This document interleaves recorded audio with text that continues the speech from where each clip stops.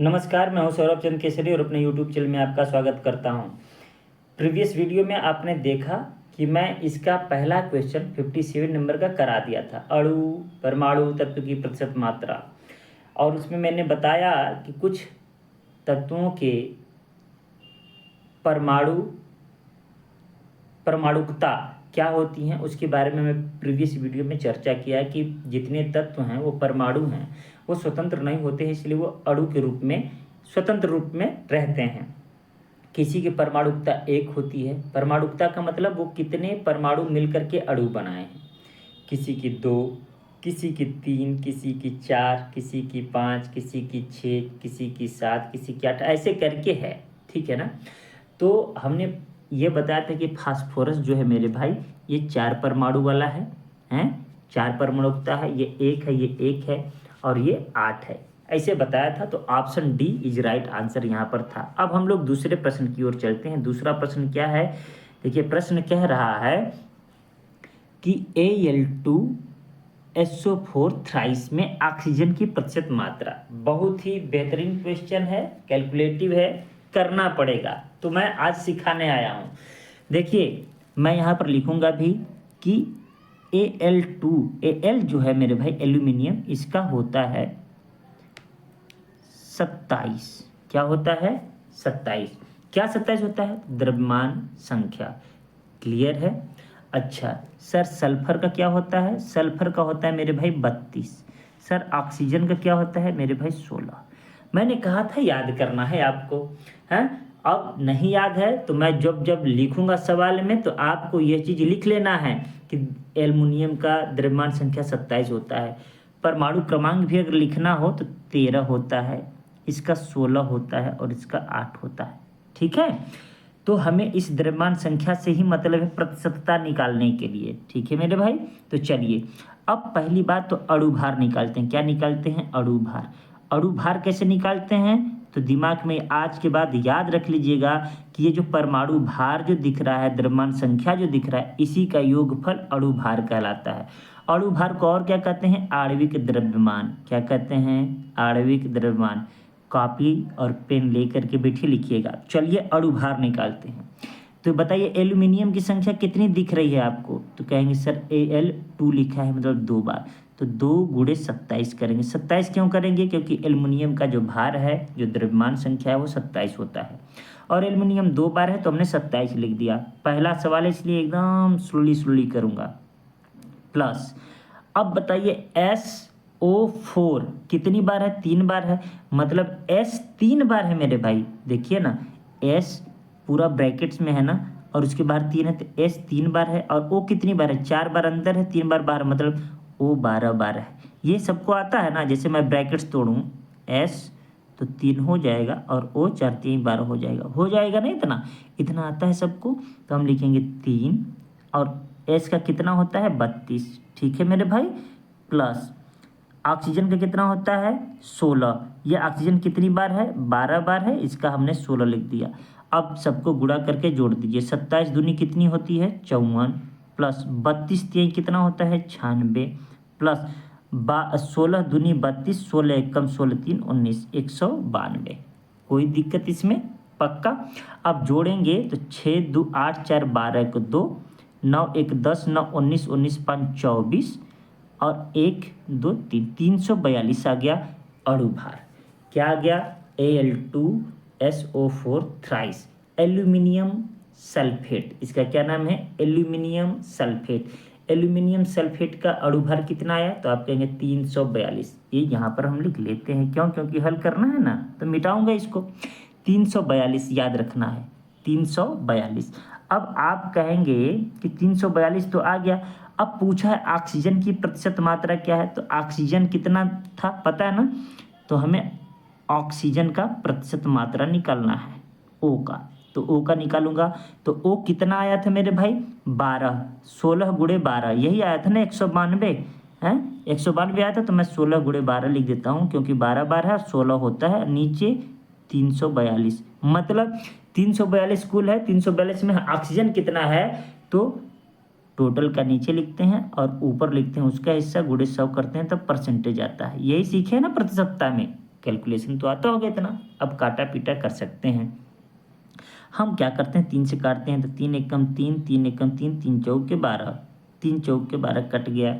ठीक है, 2 से काटेंगे कितनी बार में आ जाएगा मेरे भाई, 2 पंजे 10, 2 सत्ते 14, तो 2 बार में ये भी कट गया। 16 दूनी 32, मतलब यह हुआ कि 3200 भागे 57 करना पड़ेगा। ठीक है ना, इसमें ट्रिक काम नहीं कर पाएगा, हल करना पड़ेगा। ठीक है, अच्छा इसको हल करते हैं। हल करेंगे तो कितनी बार में जाएगा, 5 बार में ले जाता हूँ, 5 सत्ते 35 और 5 पाँचे 25, 3 28। ठीक है, कितना बच जाएगा, यहाँ 5 बच जाएगा, यहाँ 11 में से 8 गया तो कितना बच जाएगा, 3। क्लियर है, कोई दिक्कत, 1 जीरो उतरा, 350 हो गया। ठीक है, अब हम क्या कर सकते हैं कि हम ले जा सकते हैं 6 बार, कितनी बार, 6 बार ले जा सकते हैं। देखिए 6 सत्ते 42, मतलब 350 है, यहाँ जगह नहीं है इसलिए मैं इसे लिख दूँ 6 सत्ते 42, 6 पंजे 30, 30 4 34, मतलब 56 के पार आंसर आएगा। तो 56.1 option C is right answer. क्या निकालना सीख गया?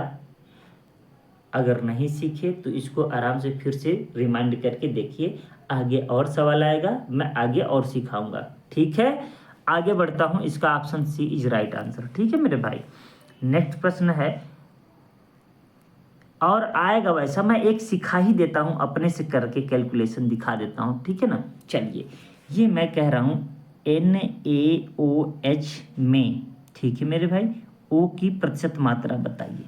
ठीक है ना, O की प्रतिशतता बताइए। तो NaOH इसका कितना होता है, 23, याद रखिएगा। ऑक्सीजन का कितना होता है, 16, याद रखिएगा। हाइड्रोजन का कितना हो, 1, जोड़ेंगे कितना आ गया, टोटल 40। अणु भार आ गया 40, ये क्या आ गया मेरे भाई, अणु भार। ठीक है, 40 टोटल हो गया, तो 40 को तो नीचे लिखेंगे। किसका पूछा, ऑक्सीजन, ऑक्सीजन का कितना होता है, 16, ऊपर लिख दिए, नीचे 16/40 गुणे 100, 1 से 1 खत्म, 4 चौका 16। ठीक है, 4 दहा में 40, कितना आंसर आया, 40%। उम्मीद करता हूं अब तो आपको पक्का आ गया होगा कि 40% NaOH में O की मात्रा उपस्थित है। तो उम्मीद करता हूं अब निकालना आ गया होगा। नेक्स्ट प्रश्न की ओर बढ़ते हैं। कह रहा है कि निम्नलिखित में से कौन सा परमाणु के बारे में सही नहीं है, परमाणु के बारे में सही नहीं है। 2 तत्वों के परमाणु समान होते हैं, बिल्कुल गलत बात है ना भाई, 2 अलग अलग तत्व हैं, ये देखिए 2 तत्वों के। ठीक है ना, ये हाइड्रोजन हीलियम है, क्या परमाणु समान है, अलग अलग है ना भाई, ये हाइड्रोजन ये हीलियम है, इसमें अलग इलेक्ट्रॉन है, इसमें अधिक इलेक्ट्रॉन है, इसमें कम इलेक्ट्रॉन है, तो ये तो बात गलत हो गया। V 10⁻⁻10 मीटर क्रम के प्रसरण में होते हैं। देखिए कितना कठिन हिंदी शब्द का प्रयोग किया है, कौन सा सही नहीं है, ये चीज़ बोला है ना, तो ये तो सही है। प्रकरण मतलब कि उसकी आकार कितनी होती है, प्रसरण मतलब, तो 10⁻10 मीटर होता है। ठीक है ना, और जब परमाणु का नाभिक पूछ दे तो 10⁻15 मीटर, ये याद रखिएगा। ठीक है, परमाणु का आकार बहुत छोटा होता है, बिल्कुल सही बात है। एक तत्व के परमाणु सभी अवस्थाओं में समान होते हैं, ये भी बात सही है। इसका मतलब हमको सही नहीं है ढूंढना है, तो option number A he is right answer. Clear है, पक्का, पीछे पढ़े थे, एक नया चीज़ आपको हम ये सिखा दिए कि ये याद हो गया। यही है MCQ के द्वारा फैक्ट सीखते जाएंगे। परमाणु टॉपिक लिख करके तुरंत लिख लीजिएगा कि परमाणु का आकार 10⁻10 होता है, जबकि परमाणु नाभिक का आकार 10⁻15 होता है मीटर। क्लियर रहेगा, आगे बढ़ते हैं।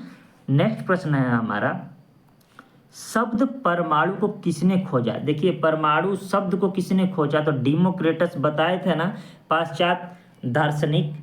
ठीक है ना, तो उनको आप बताएंगे डेमोक्रिटस। याद रहे, डेमोक्रिटस ने परमाणु और अणु ये दोनों शब्दों का खोज किया था, दोनों शब्दों के बारे में डेमोक्रिटस ने ही बताया था, याद रखिएगा। नेक्स्ट प्रश्न की ओर बढ़ते हैं। नेक्स्ट प्रश्न कह रहा है कि परमाणु रासायनिक रूप से जुड़कर क्या बनाते हैं, अणु बनाते हैं। पढ़ा चुका हूं ना, देखिए एक हाइड्रोजन जब आपस में जुड़ जाएंगे तो क्या बनते हैं, H2। ये परमाणु है मेरे भाई, ये क्या है, परमाणु है, और जबकि ये क्या है, अणु है। अणु दो प्रकार के होते हैं, समपरमाणुक अणु और विषम परमाणुक अणु। ये देखिए H2O यौगिक भी है और अणु भी है, दिमाग में याद रखिएगा। ये विषम परमाणुक है, मतलब इसमें दो अलग अलग प्रकार के परमाणु हैं, इसलिए विषम परमाणुक अणु है। ये एक ही प्रकार के परमाणु हैं, इसलिए सम परमाणुक अणु है। तो रासायनिक रूप से परमाणु जुड़कर क्या बनाते हैं, अणु, और अणु जुड़कर क्या बनाते हैं, यौगिक। क्लियर रहेगा ना। आगे बढ़ते हैं। नेक्स्ट प्रश्न है हमारा, एक ही तत्व या भिन्न तत्वों के परमाणु मिलकर अणु बनाते हैं। भाई अभी तो किए हैं, है कि नहीं। इलेक्ट्रॉन, आयन, प्रोटॉन, ये कोई मतलब नहीं है, बल्कि इलेक्ट्रॉन प्रोटॉन से ही मिलकर के परमाणु बनता है, और परमाणु मिलकर के क्या बनाते हैं, अणु बनाते हैं। क्लियर है। नेक्स्ट प्रश्न है, बहुत सारे रिपीटेड प्रश्न भी मिलेंगे आपको, सब पेपर में आए हुए हैं। देखिए जेई में आया हुआ है, एक ही तत्व या अलग अलग तत्वों के परमाणु एक साथ मिलकर क्या बनाते हैं, अणु। तो क्यों हम लोग जाएं इस पर टाइम वेस्ट करने। जल के कितने अणु कॉपर सल्फेट के एक अणु में उपस्थित होते हैं, ये देखिए फैक्ट है। अब आपको रटना होगा कुछ चीज़ें केमिस्ट्री में। ये 5 होते हैं, CuSO4 × 5H2O, ठीक है ना। ये कितने अणु हैं जल के कॉपर सल्फेट में, तो आप कहेंगे कि 5 हैं। कॉपर सल्फेट का सूत्र क्या होगा, CuSO4, ठीक है ना। इसमें जल के अणु कितने होते हैं, 5। कभी पूछ दे धावन सोडा, धावन सोडा मतलब समझते हैं, sodium carbonate, sodium carbonate Na2CO3, इसमें कितने जल के अणु होते हैं, तो आपको याद रखना है 10 जल के अणु × 10H2O। तो आपसे कभी कभी पूछेगा प्लास्टर ऑफ पेरिस में कितने होते हैं, जिप्सम में कितने होते हैं। तो अभी मैं ये करा रहा हूँ, एक फार्मूला पर ही वीडियो बना दूंगा, ठीक है। तो आपको याद रखना है। अब भविष्य में देखिए आया हुआ पेपर में है, ग्रुप डी में 2018 में, तो याद रखिएगा कॉपर सल्फेट में 5 होते हैं, ये सूत्र लिख लीजिएगा, ठीक है ना। सोडियम बाइकार्बोनेट मतलब सोडियम कार्बोनेट मतलब धावन सोडा में 10 अणु होते हैं, याद रखिएगा। आगे बढ़ते हैं, कुछ चीज़ें तो रटने वाली होती हैं, ठीक है ना। अमोनियम क्लोराइड के एक अणु में कितने परमाणु होते हैं, तो अब इसके लिए आपको फार्मूला याद होना चाहिए।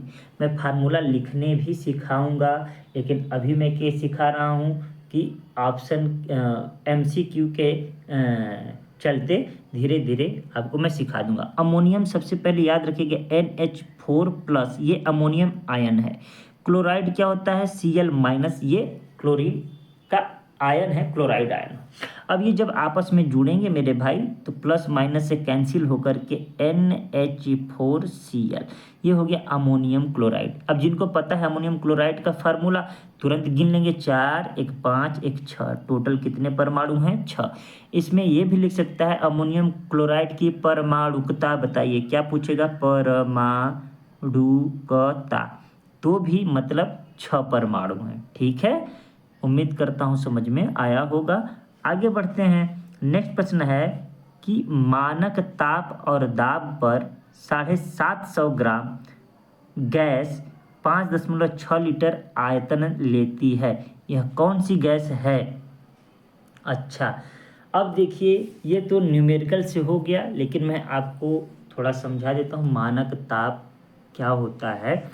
ये NTP एक होता है, नॉर्मल टेम्परेचर प्रेशर एक होता है STP, लगभग दोनों सेम ही होते हैं। हालांकि डिटेल में पढ़ेंगे तो एकदम सेम नहीं होते हैं, लेकिन फिलहाल हम सेम मान के चलते हैं और आपको मान के चलना भी है।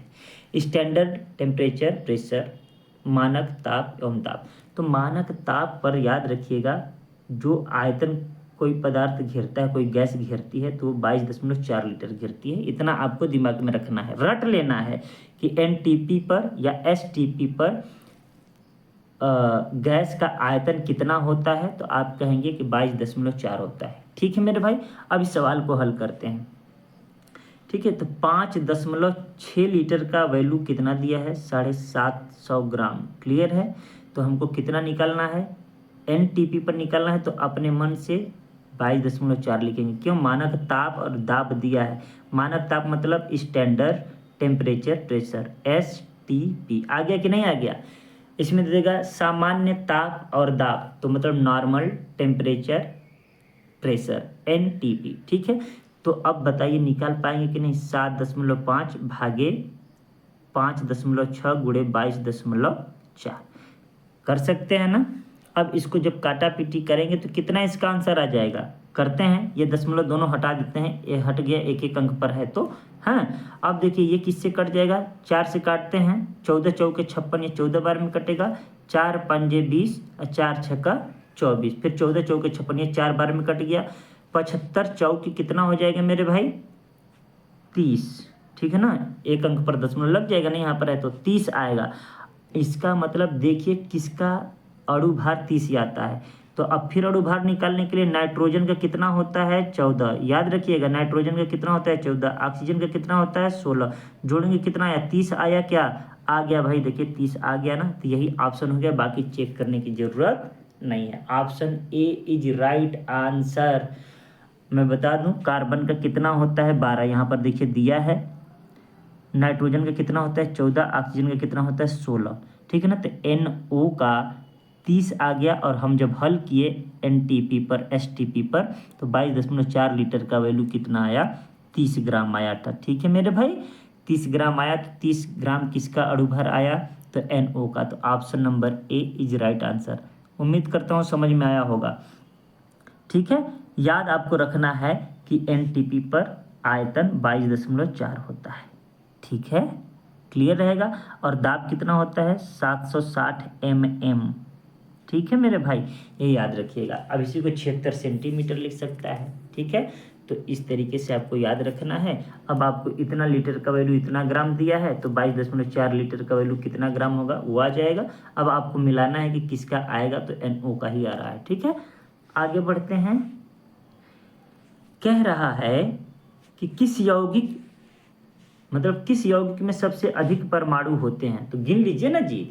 देखिए 2 ऑक्सीजन है, 1 नाइट्रोजन, 1 हाइड्रोजन, इसमें 4 है। ये देखिए 4 ऑक्सीजन है, इसमें 4 1 5 5 2 7, इसमें टोटल 7 हैं, इसमें टोटल 3 है, इसमें देखिए 1 2 2 दूनी के 4 4 1 5, तो सबसे ज़्यादा कहाँ 7 दिख रहा है ना H2SO4 में।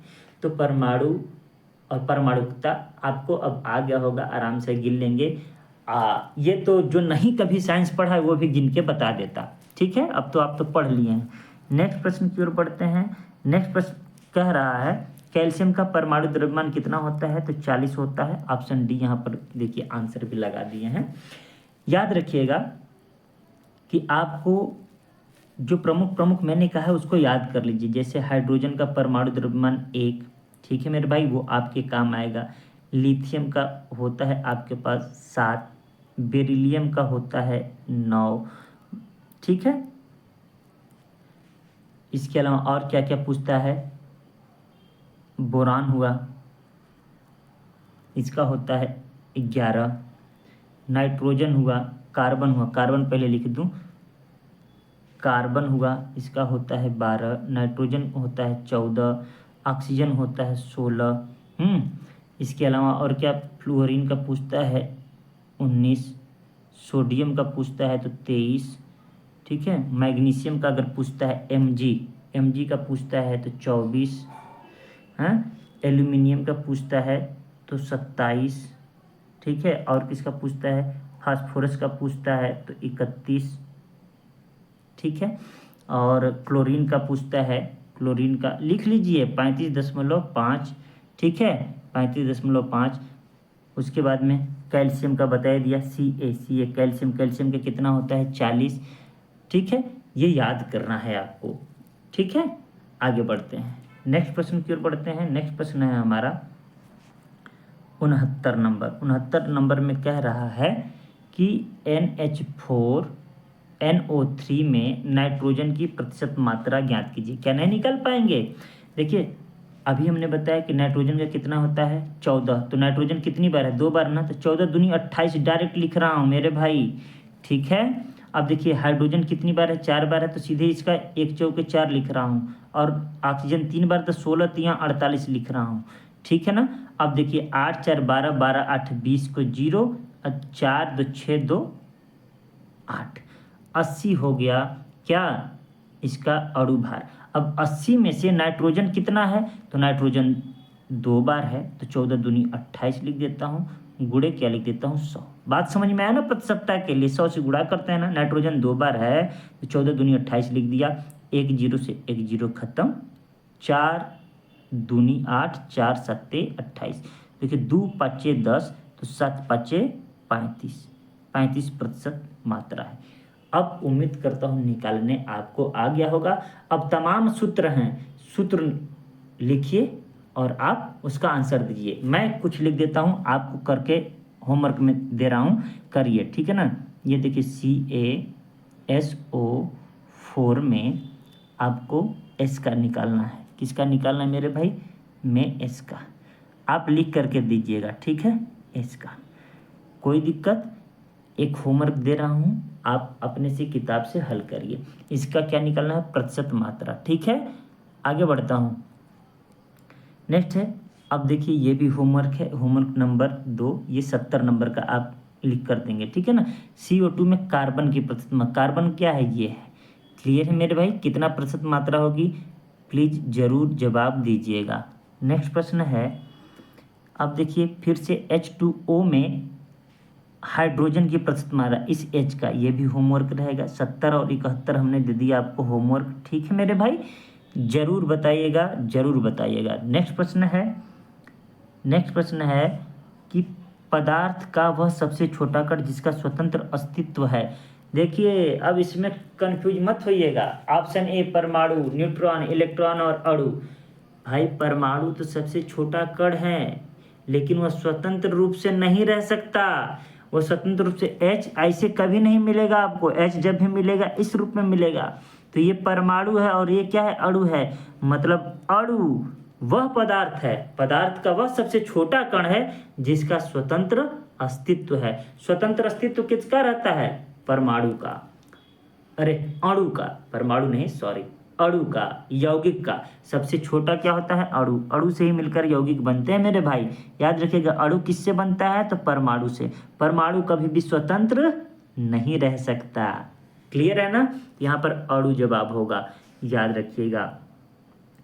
अणु शब्द से परिचय किसने किया? अभी मैंने बताया था, इसमें तो आपको दे दिया है कि जॉन डाल्टन ने परमाणु बताया था, लेकिन शब्द से परिचय किसने कराया था? विलियम ओस्टवाल्ड ने कराया था। और मैं सॉरी बोलता हूँ किस बात के लिए, कि मैंने डेमोक्रेटस या क्रेटस में ही बोल दिया था कि इन्होंने परमाणु और अणु दोनों बताया था। हमने क्या बताया आपको? एक्सप्लेन किया परमाणु, लेकिन परमाणु के बारे में डेमोक्रेटस बताया, अणु के बारे में विलियम ओस्टवाल्ड ने बताया था। मुझसे जो मिस्टेक हुआ है उसको आप भी सुधार लीजिए, सॉरी बोल रहा हूँ। क्यों? क्योंकि देखिए माइंड में इतना ज़्यादा नहीं रहता है, अब पढ़ाना छूट गया है, जो भी नॉलेज है उसको बांट रहा हूँ, थोड़ा सा मिस्टेक हो गया तो उसके लिए सॉरी, बस उसको सुधार लीजिए। अणु शब्द से परिचय किसने कराया? तो विलियम ओस्टवाल्ड ने, ठीक है ना। माइंड में हमारे उस समय नहीं आया, लिखिएगा। डेमोक्रेटस परमाणु शब्द से परिचय कराया, विलियम ओस्टवाल्ड अणु शब्द से परिचय कराया। क्लियर है?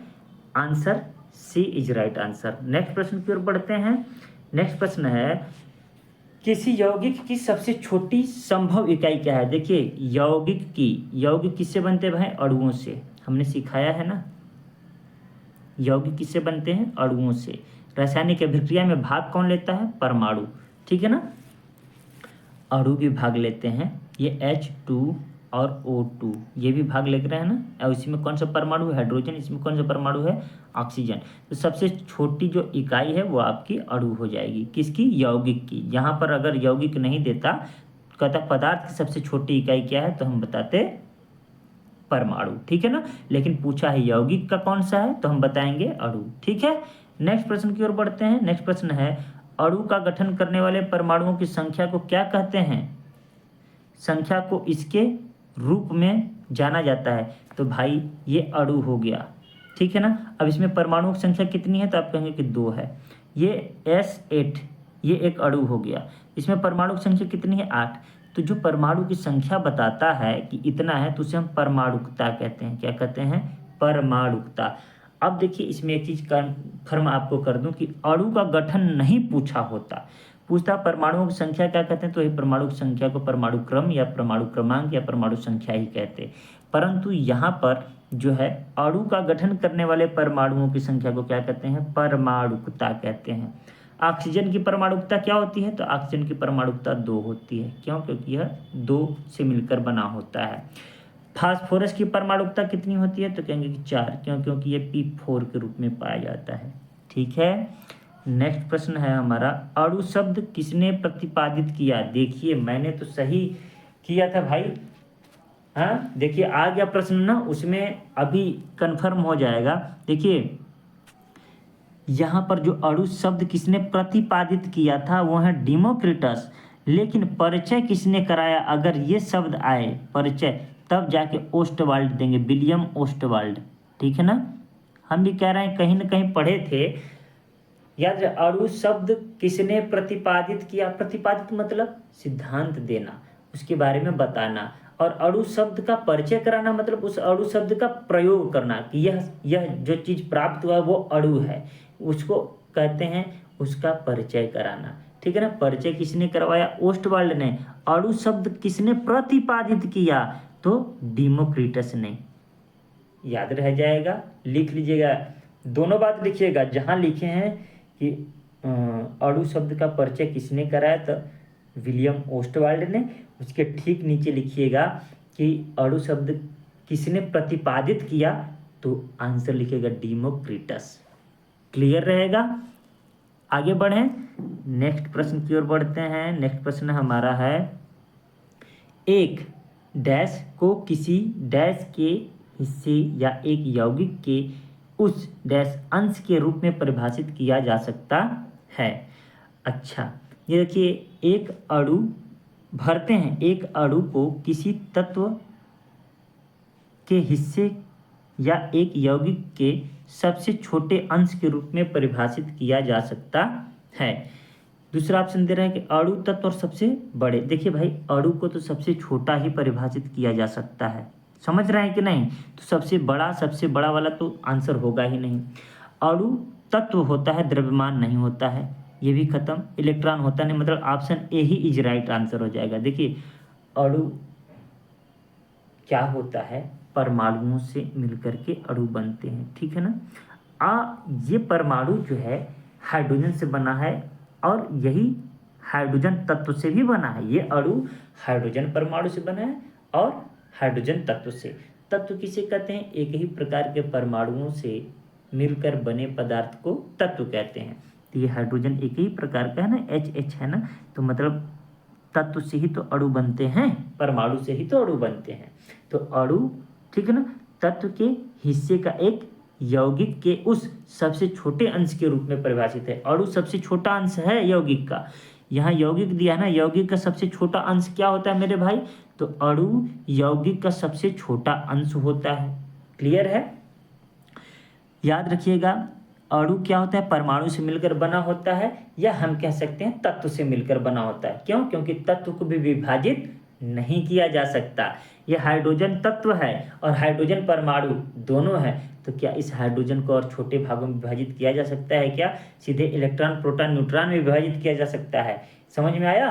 लेकिन उनके सिद्धांत के अनुसार इसको विभाजित नहीं किया जा सकता। इसका मतलब option A he right answer है। ये देखिए थोड़ा कठिन बन जाएगा आप लोगों के लिए, लेकिन अगर दिमाग में है ये कि अणु सबसे छोटा होता है, तो अणु और सबसे छोटा ही हमको देखना है। यहाँ अणु और सबसे बड़े हैं, यहाँ अणु और सबसे छोटे हैं, लेकिन यहाँ द्रव्यमान हो गया है, जबकि अणु में द्रव्यमान से हमें कोई मतलब नहीं है, उसमें परमाणु अथवा तत्व से मतलब है। तो option A is right answer. Clear रहेगा मेरे भाई?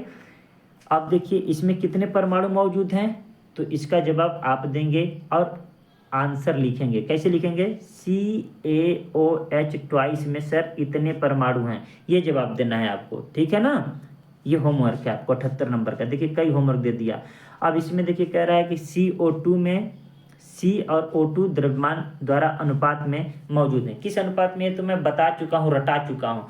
कार्बन का कितना होता है मेरे भाई? तो आप कहेंगे सर 12 रेशियो। ऑक्सीजन का कितना होता है? 16। तो 2 बार ऑक्सीजन है ना मेरे भाई, देखिए यहाँ 2 बार है ना, तो 16 दूनी 32, 4 से काटिए, 4 तियाँ 12 और 4 8 32, 3 और 8 का रेशियो आया ना, ऑप्शन ए।